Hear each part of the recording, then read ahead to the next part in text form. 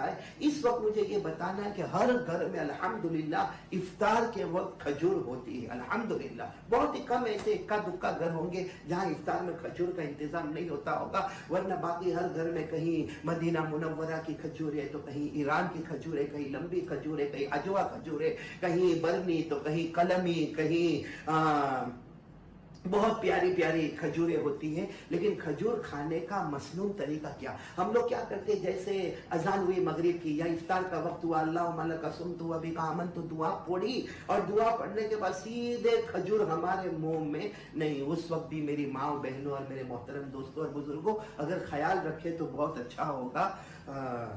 کھجور اگر کھانے کا کیا مسنون طریقہ ہوتا ہے، کھجور کھانے کا مسنون طریقہ کیا ہوتا ہے، وہ میں آپ کو بتانا چاہتا ہوں. اللہ تعالی ہم سب کو دیکھو ہر سنت پر عمل کرنا ہے، ہر سنت پر عمل کرنا، کیونکہ ہمارے نبی صلی اللہ علیہ وسلم سے محبت کا طریقہ یہی ہے.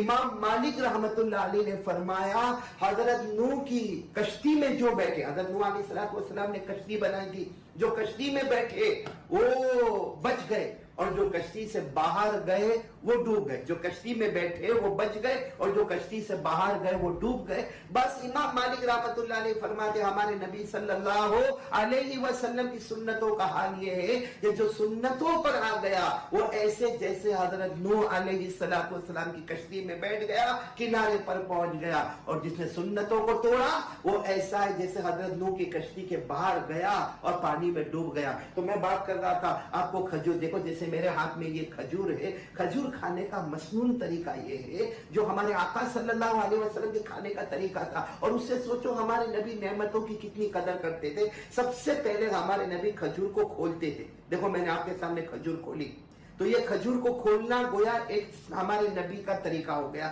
پھر اس کے بعد ہمارے نبی بیج کو نکالتے تھے، جیسا یہ بیج نکلا اور اس کو چوستے تھے. یہ ہمارے نبی کھجور کو چوستے تھے. تو کھجور کو بیج کو نکالنا اور چوسنا یہ دوسرا طریقہ ہو گیا.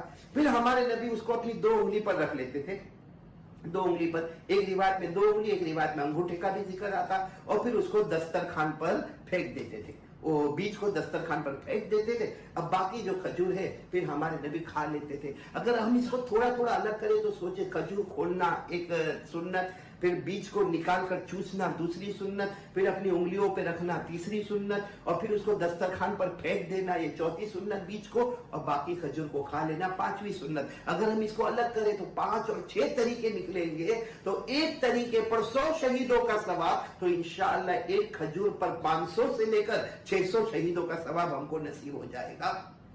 یہ ایک سنت آپ کو بتانی تھی، بہت ضروری تھی جو میں نے آپ کو بتا دی. انشاءاللہ اب سے ہم کھجور اسی طریقے